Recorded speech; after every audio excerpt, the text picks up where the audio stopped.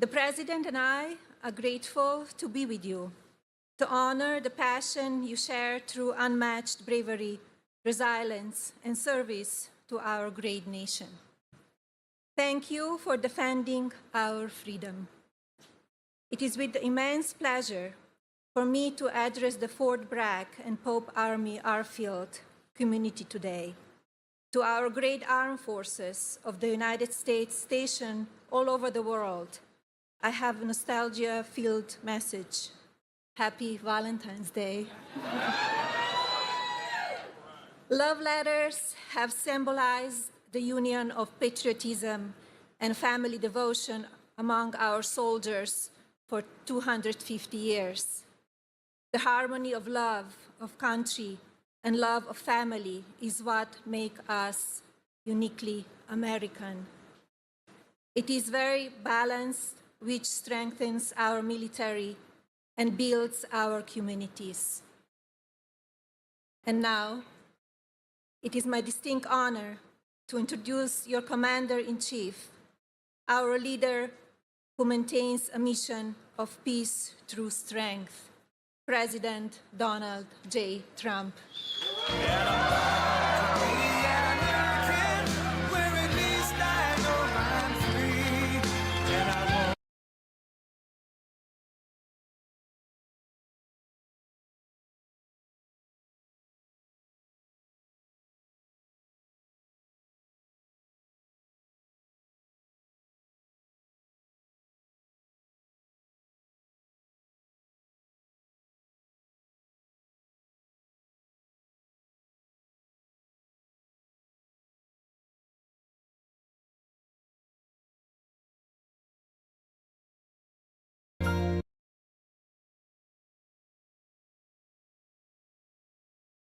Tennessee.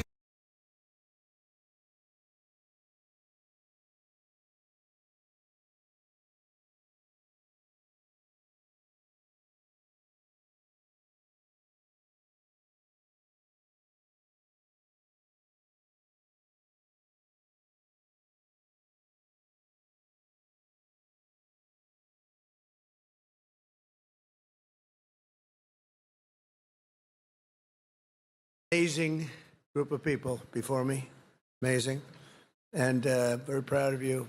Somebody said, I was just watching a little news coming down, they said, oh, it's amazing he can find the time in his busy schedule. Believe me, you're the time. My schedule's not the time. Although we do have a couple of interesting things happen. We just had fantastic reports on inflation, way down, costs of products, way down. We inherited a mess, total mess, and now it's really coming along. We have the greatest numbers that we've ever had. We're hitting all-time high stock numbers. We're hitting all-time high S&P and Dow numbers. You saw that a few days ago at the end of the first year. They said that it was going to take maybe 4 years, the end of the term, to hit 50,000 on the Dow. We did it in 1 year. And likewise, to hit 7,000 on the S&P was going to take at least 4 years, could be 5 or 6. We did it in 1 year. So, and all I know is forget about the stock market, forget about Wall Street. Your 401ks are doing very well. I don't have to ask you. Is anybody doing poorly with their 401k? If they were, you're a pretty bad investor, I'll tell you. But I want to thank Melania. Our country is truly blessed to have such a phenomenal First Lady. And now she's a movie star on top. Can you believe? She did a movie. It's the hottest thing you've ever. It's crazy. Congratulations, by the way. Very good.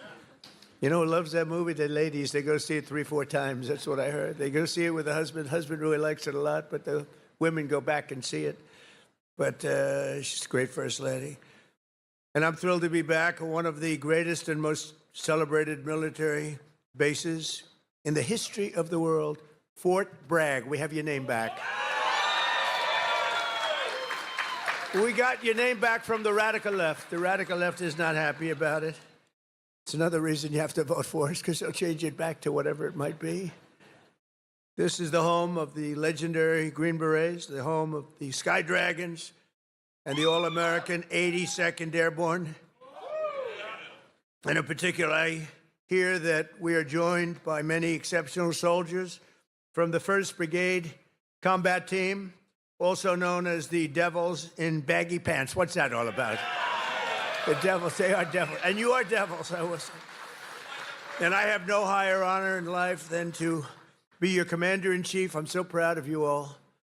And so let me begin by saying a very, very big thank you to our great warriors and the men and women of the United States Army. Unbelievable. Very special thanks also to all of the incredible military families who are here today. You know, without that family, our soldiers would not be the same. It's a whole big deal. I don't think they get enough credit, but they do get credit with me. That's why I sent you 1776 a couple of weeks ago, a little while ago. We had a lot of money coming into our country from tariffs. And I said, let's send a little to our, so, you know, they came in, they said, sir, we can do 1,775. I said, oh, that's good. They put the number. I said, you know, if we add one more dollar, it's 1776. I said, add a dollar. Add a dollar. Did everybody get 1776? I think so, right?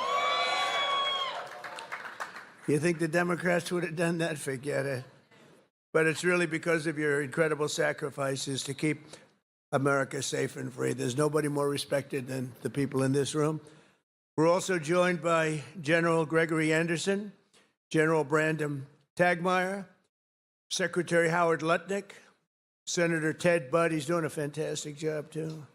Members of Congress, Mark Harris, Pat Harrigan, Brad Knott, David Rouser, Addison McDowell, and your own congressman from right here in the district, a really great guy. He's a real leader, too.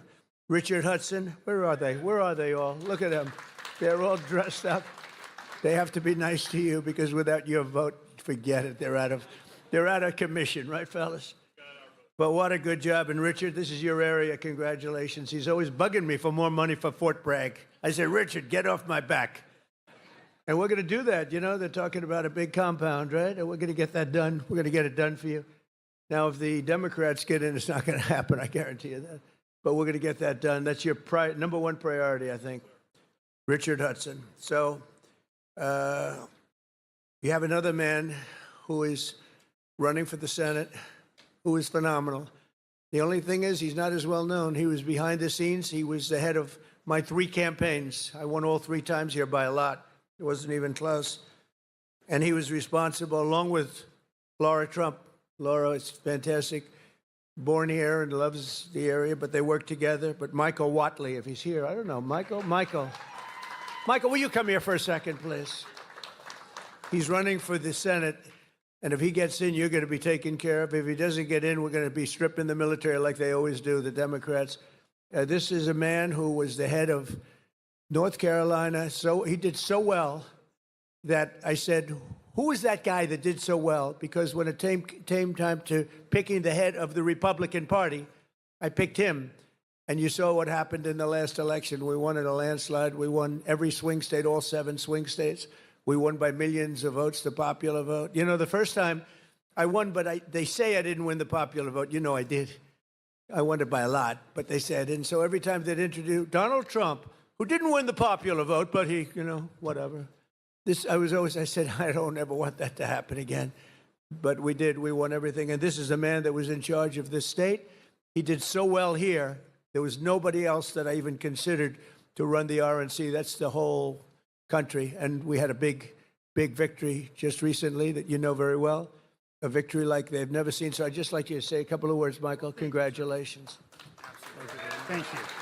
Good to see you. In 2015, Donald Trump came down an escalator and said that he was going to make America great, that he was going to protect our country, that he was going to make sure that our men and women in uniform had what they needed to protect our interests and our allies around the world.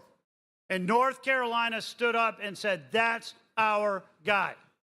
And in his term in office and in this term in office, there has never been a president who has fought for Fort Bragg, who has fought for the men and women in uniform in North Carolina, as well as our veterans, more and harder and better than Donald J. Trump, our 45th and 47th President of the United States of America.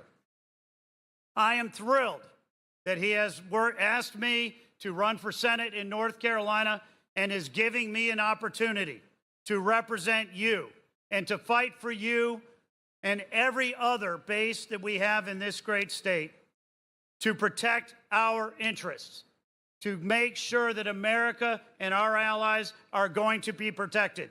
Because the highest, most important function for any government is to keep its communities and its citizens safe. And we have the best president right now to do that. And I am honored to be with him today. Thank you. Thank you. Good to see you.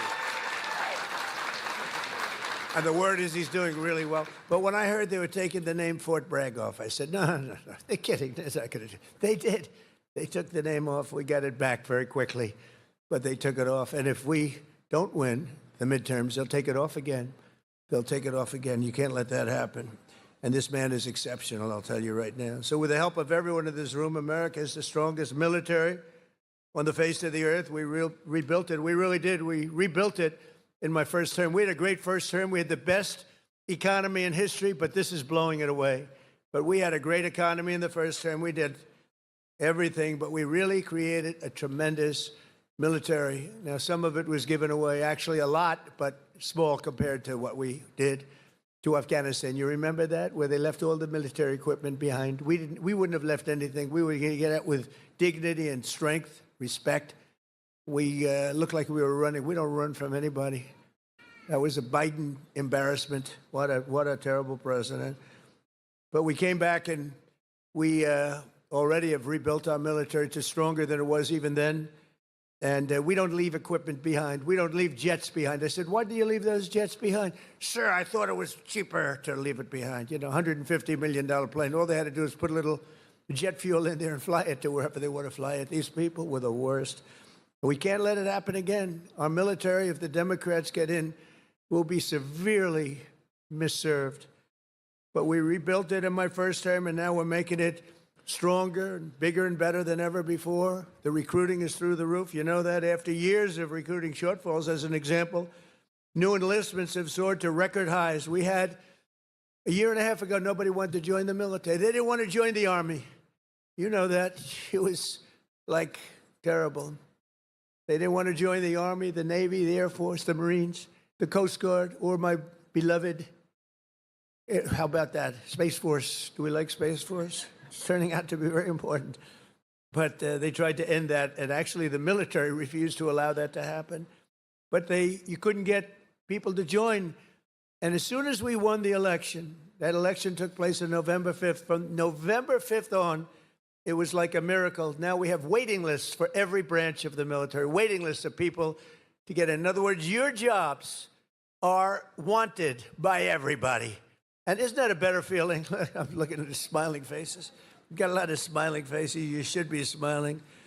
Last year, the Navy and Air Force and Space Force all surpassed their recruiting goals by 5 months early, and the numbers are through the roof. In fact, it'd be a very good time to expand. You know, it's a good time to expand. But the Army did even better than the others, and you shattered your annual recruitment by almost 5 months and lots of days. But more importantly, the number and the quality of recruit has never been higher. This year, the Army is beating its recruitment goal by 116%. And I'm very proud of that. I was very embarrassed for a period of years as I watched how badly this country was run, standing outside and hearing constantly that we couldn't get people to join our great forces. We ended the scourge of political correctness in our military. We renamed the Department of Defense to the Department of War. Think of it, we won World War I. We won everything. World War II, and everything before, during, and a little bit after, except we fought a little bit differently. We fought to be politically correct. We were a politically correct force with the presidents. But now we have a real force, and you see that with what we did in Iran with the B-2 bombers. A lot of you were involved in that. And what we did recently in Venezuela, nobody ever saw anything like that happen. a Venezuelan general who was on the site, but he moved out fast enough that he lived, because most of them didn't. But he was on the site. He said, we were totally prepared. We saw the planes coming. We saw everything coming. You know, they're a good, strong force. And he said, we got hit like nobody's. They were hit from 17 different directions. They said, there's never been anything like that. It was over in like literally a minute. Everybody was running for the hills. And that's what we have. We have the strongest military in the world by far. We have the best equipment. We have the greatest people, soldiers. We brought back merit as the sole consideration for advancement and promotion in our military. We won the Supreme Court case, shockingly in that case. It took courage to come up with that decision. It's based on merit. Now you want to get into a college, it's based on merit. It's not based on anything else. You want to get into the military, you got to have a little muscle. You got to be strong, like these people here. It's like you're like central casting. I'm looking at all these beautiful-looking people, but you have to be a certain type to do well. And we were taking anybody that wanted to get in because we wanted to be politically correct. No, it's based on merit now. You get into the military based on merit. And other places also based on merit. There might be advantages to other people in other fields. But this is all based on merit. As long as I'm president, we will be the best led, the best trained, the best equipped, the most disciplined, and the most elite fighting force the world has ever seen. That's what we've turned out to be, and everybody knows it. They all know it. Every country knows it. I speak to all of them. They know exactly what they would be up against. Hopefully, we'll never have to test them. And because of our strength and because of what we do, we probably won't have to be tested. That's why this year we're investing also $1 trillion in our armed forces, most we've ever spent. And next year it's being raised. In fact, we're going to be building a number of battleships. You ever hear of battleship? You know, World War II, you saw those big ships, the Iowa, the Alabama, the Missouri, they're going there, sailing through that water like it's nothing. Those big waves are crashing into the front. The hulls are made of 7 inches of steel, not aluminum. Aluminum's fine, by the way. I don't want to hurt the industry. We're doing very well. But I'll take steel. And it's going through those waves like it's a hot knife through butter, right? And it was incredible. It was a great thing. It was a great act of beauty when you looked at that, the scenes, Victory at Sea. I don't know, has anyone ever seen Victory at Sea? Probably the ones that have would have joined the armed forces when you have, but Victory at Sea. And you looked at those battleships. So now we're building 10 of them, initial order, 10. And I said, what about reinstating the old ships? We have some of them in dry dock. Some of them are museums right now, like the Iowas and Rancho Palos Verdes in California. You have a couple of them, and they're still very powerful looking to me. So I said, what about bringing them back? They said, sir, it would be no good. Why do you say that? The new battleship that we have, which I've seen and helped design, I put a little more spirit in the hull, a little more, give me a little bit more hull. And I want that ship to look gorgeous, you know. Forget about stealth. They say, oh, it's stealth. They design ugly equipment for stealth. Well, we're designing great-looking equipment, also stealth. But I said, well, what about bringing them back? Sir, the new ships, the new battleships that we have almost very soon under construction will be, listen to this, 100 times more powerful than the ships that we got to see in the 1940s. Think of that, 100 times more powerful. We need that. This way nobody messes with us, right? We need it. For every service member in our military, this historic investment also includes a well-deserved, across-the-board pay raise, not including 1776. And at my request just before Christmas, we did the, and really in honor of the 250th anniversary, we did that little special payment, which everybody appreciated, and it was an honor for me to do it. As part of the one big beautiful bill that we got approved, which was amazing because it really encompasses all 4 years of the term. We'll also be investing over $1 billion to improve on-base housing, and a lot more than that at Fort Bragg. We're going to be doing, if we get the congressman's wish, we're going to be doing a lot more than that. We're also going to spend billions of dollars on improving here and around the area. We're going to make it great because the people in this area have been so incredible. The spirit they had When they changed the name of this base, the Spirit, not even military people, they were so proud of that name, Bragg. They said, we have to bring it back and keep the area safe. It's a great area. In fact, I'm thinking about moving here someday. Maybe I'll move here with our great movie star. We'll move here with our First Lady. We'll move to Fort Bragg. Would you like that, darling? She loves you. It's a possibility. Actually, it's not a bad idea because we love it. But we want to keep this area safe, and we can't do that without the leaders. And your ex-governor is not one of them. It'd be a disaster if he got in. And one of the things that I just mentioned and saw, you saw the monster that killed an innocent young Ukrainian girl a couple of months ago, slitting her throat from behind. And this was the man, the governor, that allowed this man to get out and to do that. We don't do that. We don't do that. Everybody knew he was trouble. Many, many crimes. One of the worst pasts I've ever seen. And she sat down. She had her throat slit. And that's not going to happen with Michael Watley, that I can tell you. So I just want to tell you it's very important because our military has to be protected.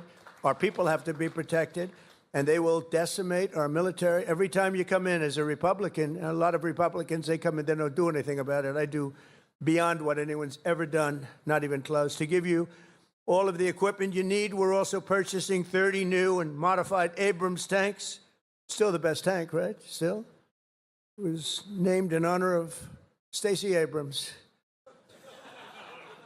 Only a few very political people would understand that. Congratulations. Thank you very much for a great name, Stacey. But brand new Abrams tanks, 48 new Black Hawk, Chinook, and King Stallion helicopters, the best in the world, the latest equipment, and 86 armored multi-purpose fighting vehicles, all of the things that you've been wanting to get, all brand new. And we're going to be reviving our strength. We're going to be doing many other things that nobody thought was even possible. And we're actually using that strength to defend the core and vital interests of the United States. And very simply put, America first. You know, it's all about America first. We were putting America last. These people that were running our country were putting us last. We're now America first. And we'll help other countries. We have a very good relationship with NATO, but NATO took advantage of us for many years. We were paying for almost 100% of NATO. Now they're paying their own bills. I got them to pay. We took them from not paying 2% GDP to paying in full 5% GDP. Big difference, like day and night.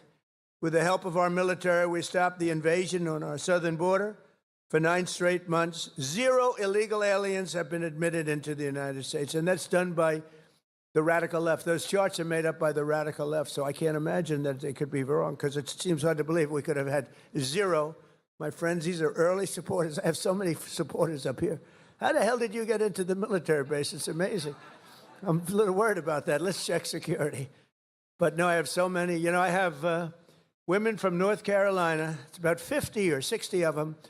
And they followed me all over the place. Where are they? They got to be here. Oh, yeah, there they are. They're great. Oh, there they are. There are sometimes 50. And I don't know what the hell's going on with their husband, because they're, you know, traveling to California. They're all over the place. But they've gone to almost 200 rallies. And it's so great. It's so great. We have Susie Wiles here also, who's the first female chief of staff, and she's done a fantastic job, and she's standing right next to those great patriots from North Carolina. No, they would go all over. It didn't matter where I was. Sometimes I'd see them, like, I made a speech in London. They ended up being, they must be pretty wealthy. That's all I know, because they do a lot of traveling. But thank you very much for being here and for your support for years, because they were there right at the beginning. 2015, even 2015, before we started. Some of them were there before I even announced. They said, he'll be a good president. We need a good president. But they're amazing patriots. Thank you very much. Appreciate it. And last summer, I ordered devastating strikes on Iran's key nuclear facilities and something that was called Operation Midnight Hammer. That's exactly what it was. 1 o'clock in the morning at midnight with no moon. You couldn't see a thing. And I got the message, sir, they have entered Iranian airspace. And I got to see it all take place. It was amazing. The B-2s, the flying wing And I didn't understand the B-2s until then, but now I understand them very well. So does he. We just ordered a lot more, the super-duper new model, right? But they flew in. They were totally undetected. And those pilots, I met the pilots. I had them down to the White House, the Oval Office. I gave them all medals, actually. And I said, did you really like doing this stuff? You know, they're flying into very hostile territory. And they said, sir, we couldn't wait. In fact, they wanted to wait. You saw that what was happening. People wanted to wait. And the pilots and their commander called me and said, sir, we're ready to go. Don't worry about that. That weather's nothing. We want to go, sir. We want to go. Now, if it were me, I'd say, take it easy. Let's relax. But, you know, you people have a lot of courage. Amazing, amazing. So we gave them medals. But that was Operation Midnight Hammer, achieving total obliteration of the Iran nuclear potential capability, totally obliterated. And think every single one of those 100,000-pound bombs hit its target, which happens to be an air shaft that goes directly into the facility. I don't think they'll be building air shafts anymore. That's not a good concept. They wanted to get a little air. They wanted to get a little fresh air. It didn't work out too well. No other country on earth could have done what we did. No other country has the weapons. No other country has the skill. No other country has the guts. And no other country has the extraordinary warriors that we have. We have the best warriors in the world. Because you can have the greatest equipment, but if you don't have the warriors, the equipment doesn't mean much. Last month, we proved this truth once again when some of our greatest soldiers, right here, to ever live, frankly, successfully captured the outlaw dictator of Venezuela, Nicolas Maduro, and brought him back to face American justice, where he's now, right now, waiting. And that was an amazing night. People saw that. They've never seen anything like it. You know, it's a pretty military country. It was a big base, one of the biggest bases in South America, where he lived. And it was in a matter of minutes before he was on a helicopter being taken out of there. They had to go through steel doors. The steels were like, it was like paper mache. You know what paper mache is? That's weak paper. These guys blasted through every door. They got up to him before he got to the big safe, but that wouldn't have worked either because they had equipment that was going to knock that out in a matter of minutes. But he never got there. It went so fast. Think of it, in a matter of minutes, when people realize what happened, they're looking up and there's the helicopter heading back to aircraft carriers. So that night, the entire world saw what the full military might of the U.S. military is capable of. And that was an unbelievable operation, but that was a smaller operation. But it was so precise, so incredible. Nobody thought a thing like that could happen. They even talk about the discombobulator because they never got a shot off. The Russian equipment didn't work. The Chinese equipment didn't work. Everyone's trying to figure out why it didn't work. Someday you're going to find out. But it didn't work. It's nice when you can fly in and not get shot at. Although we did have 3 helicopter pilots who were wounded pretty badly in the legs, landing, and a couple of machine gunners seemed to have made it through a thicket of bombs, but they were taken out rapidly by our snipers who were stationed on platforms, actually unbelievable helicopter platforms all the way the line. And they were taken out immediately. And those pilots were incredible and really brave. I may see some of them very shortly. They were hit pretty bad in the legs. You know, they're landing a big chopper, and they're being shot at from close range by a machine gun. So that's not a comfortable feeling. They landed it perfectly, and they got out of there perfectly, and they're just brave guys and very talented, skilled people. With your help, America is winning again. America is respected again. And perhaps most importantly, we are feared by the enemies all over the globe. They fear us. And, you know, I don't like to say fear, but sometimes you have to have fear because that's the only thing that really will get the situation taken care of. We have a situation right now where we sent a very big carrier group to Iran. I'd love to see if we could make a deal. They've been difficult to make a deal. I thought we would have had a deal last time. They wish they did, and that's where we did Midnight Hammer. But with the restored strength and the tremendous power that we've now built up over the last number of years, even though there was an interlude with Biden, who is the worst president in the history of our country. But the interlude, fortunately, was ended quickly, and we started the process again. And and built upon what we had already done the first 4 years. But we're also bringing peace all over the world. I ended 8 wars in just 10 months. 8 wars are ended, and we have a couple of more to go, but one in particular, Russia-Ukraine. It's a mess. It's a horrible thing, and I think we'll get there. It takes 2 to tango. You have to remember that, and we have to get there. Tremendous casualties, number of casualties. There's a war that if we were involved in that war, it would have been over very quickly and effectively, but we're not, fortunately. In fact, we're not spending any money. We are spending and sending weapons to NATO. And because of the increase from 2% to 5% of GDP that the NATO countries are paying, they pay us full for the weapons. And then they distribute the weapons to mostly, I guess, Ukraine, but that's up to them. They buy them. And we do make the greatest weapons of any country in the world by far, most effective weapons. So my message to all of the warriors here today is that your commander-in-chief supports you totally. I support you more than, I know you've had a couple of good ones, not that many if you want to know the truth, but we support you more than any of them. And you're going to get out, and when needed, you're going to fight, fight, fight. You're going to win, win, win.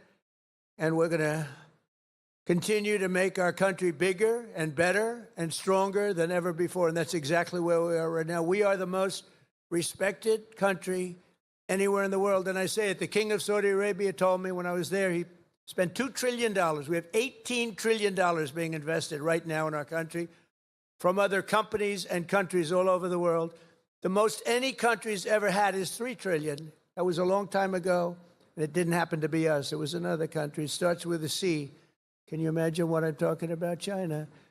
But we have $18 trillion being invested. As an example, in the Biden 4 years, they had less than $1 trillion. Think of this, less than $1 trillion over 4 years. We have $18 trillion in 11 months because we haven't gotten the final numbers on the 12th month, so that's only going to go up. There's never been anything like it. But the King of Saudi Arabia looked at me and says, you know, a year and a half ago, I thought the United States of America was finished. I thought it was dead. And now you have the hottest country anywhere in the world. We have the hottest country anywhere in the world, and you're a very, very big part of it. Thank you to the Army. Thank you to everybody here. Thank you also to our great politicians. They're great leaders, and they love you as much as I do. Thank you very much, everybody. Thank you.